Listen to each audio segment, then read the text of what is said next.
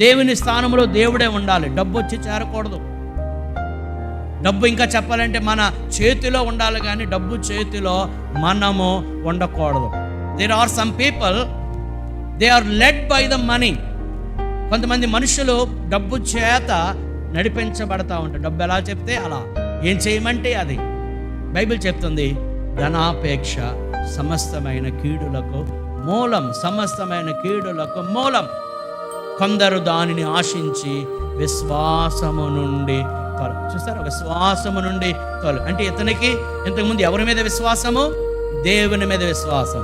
ఇప్పుడు విశ్వాసము నుండి తొలగిపోయి ఆ స్థానంలో ఎవరు ఏదొచ్చి పడింది చెప్పండి? ధనము సంపాదించాలి, వ్యాపారము ఇంకా బాగా సంపాదించాలి. ఆదివారం ఆరాధనకి వెళ్ళకపోయినా పర్వాలేదు, దేవుని ఆరాధించకపోయినా పర్లేదు, స్తుతించకపోయినా పర్లేదు, నేనే డబ్బు నష్టపోకూడదు అనేవారు ఈరోజు లేరా?